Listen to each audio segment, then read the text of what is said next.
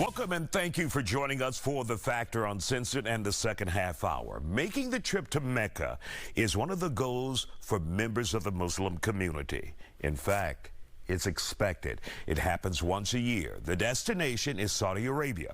This year's journey has been especially difficult. 1,301 people died during the journey this weekend due to extreme heat, including a couple from Maryland, Ali Worry and Isatu Worry. Their daughters say she was told her parents died of a heat stroke in over 110-degree temperatures there. From here, we really want some type of closure.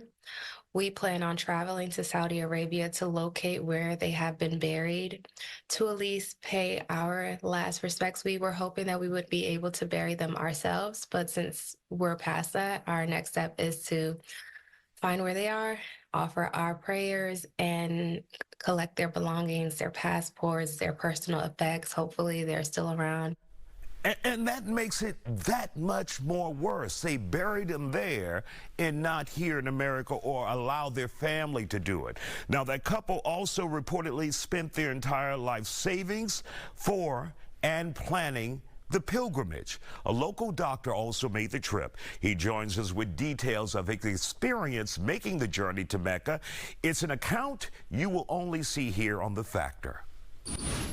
And joining us on The Factor Uncensored tonight, we have with us Dr. Jad Day, also Dr. Danish Ali, and we're talking about the tragedy involving the Hajj pilgrimage in Saudi Arabia, where 1,301 people we're hearing now died in the triple-digit temperatures out there. And it's coming to our attention now in America because 2 Americans from Maryland also died in that tragedy. So first of all, Dr. Ali, tell us, established for Americans or our viewers out there who don't quite understand why this pilgrimage is so important. Many of us saw the movie Malcolm X, and we saw Malcolm X go to Mecca as well, but didn't quite get it. So your thoughts on this? Yeah, Isaiah. So Hajj is one of the pillars of Islam. It is one of the obligatory things if you can afford it, if you're able to do it, if your health permits. It's one of the obligatory things that all Muslims, all Islamic people have to do in their life at least once. Okay, so this is why this is such a big deal. Hajj is done in a specific area. It is a pilgrimage to that area where the Prophet Muhammad made a very similar trajectory going from one place to another. And it is one of the most ritual and sacred things that we do as Muslims. And it is one of the requirements of Islam to do once in your lifetime. And Dr. Day, it's my understanding you recently took this journey, right? And what was your experience like? Yeah, so I just returned yesterday, essentially, for what was around a 2-week journey. We started off in the holy city of Medina, then we moved to Mecca, and then we underwent Hajj, which was around a 5 to 6 day trip where you move from one area to another.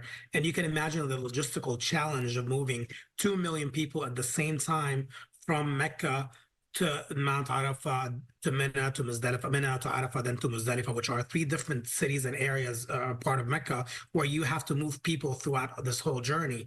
And as you can imagine, with triple-digit heat, transportation's logistics becomes a huge issue.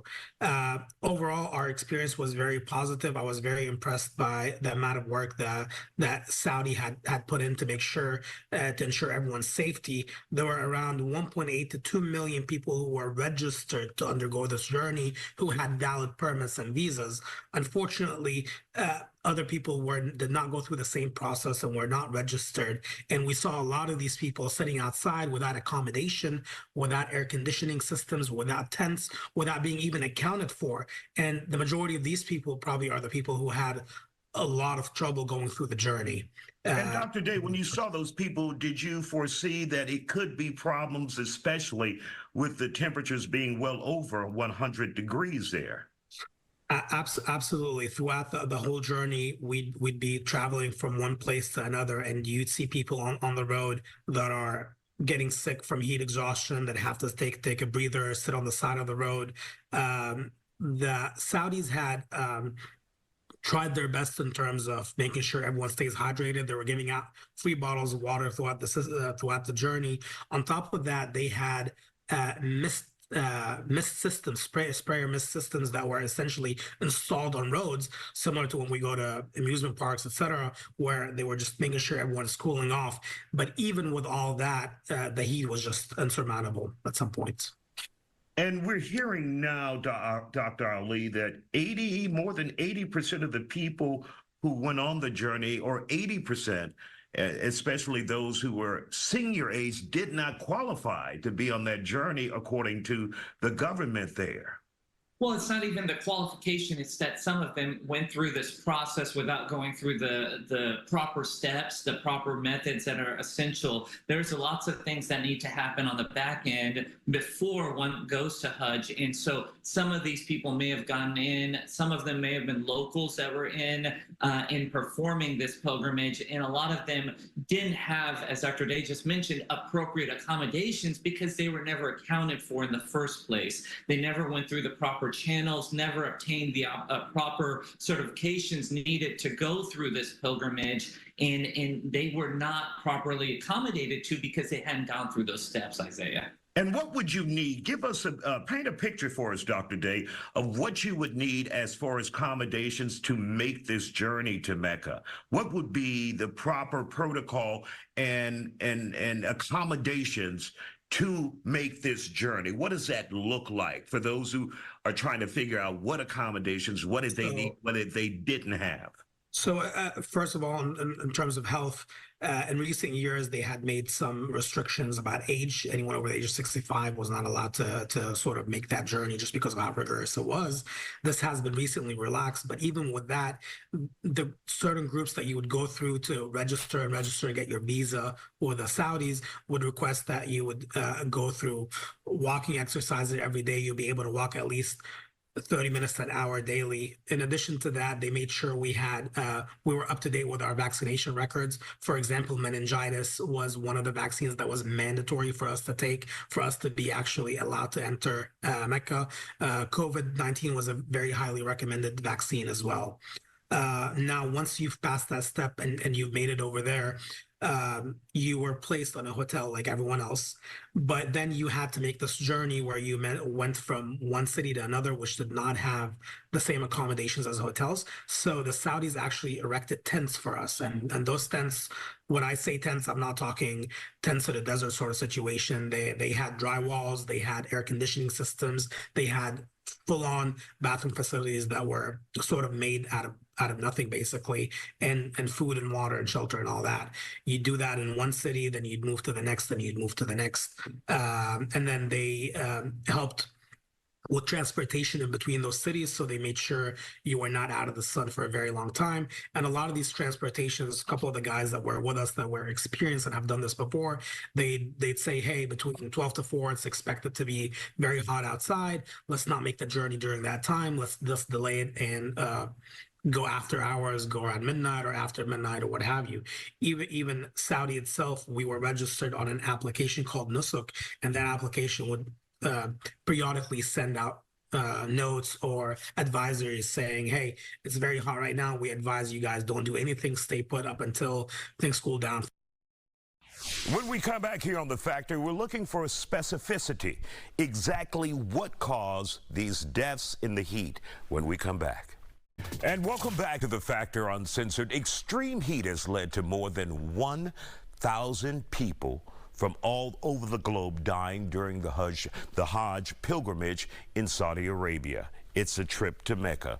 The county has seen, or the country rather, seen more than 2 million visitors for the 5-day event. The pilgrimage is required of every Muslim once in their life if they are financially and physically able. Those are the rules, if you're able. My next guests continue our discussion in this Factor exclusive. Again, most of the people that I saw that were unfortunately on the sides of the roads were people who did not have any accommodations that I expect basically came before the season started, had a visitor visa, broke that visa, and stayed for the Hajj season. And is that a known tactic by some people who may not have all the money or all the accommodations that they need. Right, you hit the nail on the head. Basically, a Hajj has become over the past several years very cost prohibitive for a lot of people.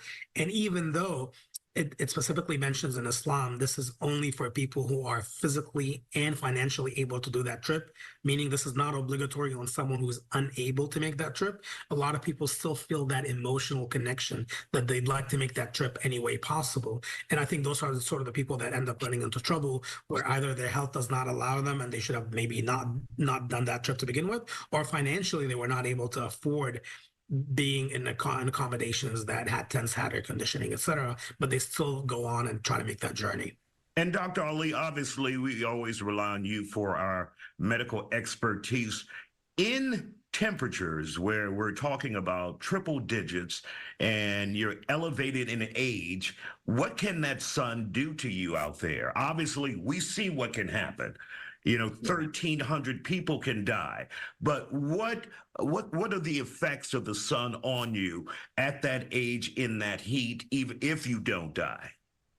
Is that our organs need nutrition, they need water, they need the basic essentials to survive, right? And as we age, those things are more necessary. And especially when you're in the heat, you've been out for hours, you're walking, so you're burning off all these calories, you're dehydrated on top of that. And so the combination of all that puts you in a heat exhaustion. It can go into heat stroke and ultimately death, where your organs fail as well. So it's a very unfortunate event that happens, but that's why people need to be very cautious, drink lots of fluid, especially here. We're noticing those triple digit numbers as well. We need to make sure that we focus on staying hydrated and staying out of the sun as much as possible, using appropriate covering to when we are out working or doing other things as well. And Dr. Ali, you also mentioned to me earlier in our conversation that there are some seniors who are hoping to actually die on this journey with an expedited trip to heaven. Tell me a little bit about that for those who may not be familiar with that line of thinking. Yeah, Isaiah. So what happens? I mean, you're in a pilgrimage, you're in the holy city. A lot of folks believe that this is where you want to die. I mean, if you were to be taken at that time, at that place, there is some understanding that you're, sent to heaven, or you're right there, your sins are forgiven, and now you're going straight to heaven when you die at that time. So I suspect, as we've talked about, that a lot of these folks were older, didn't perhaps go through all the proper channels, and wanted to end up in heaven and wanted to have this journey, perhaps did go down that route, and that's what led to their death as well. And that's certainly not the Islamic teaching. Go ahead, Dr. Day. Repeat that, and I think that's important that you tell us that. Yeah, I just wanted to make sure that people understood this is not what the teachings of Islam are.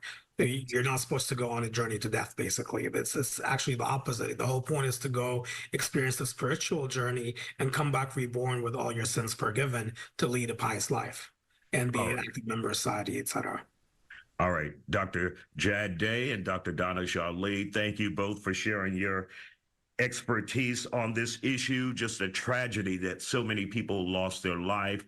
And of course, hopefully they will put measures in place next year to make sure as many people don't lose their life. But thank you guys for joining us here on The Factor Uncensored.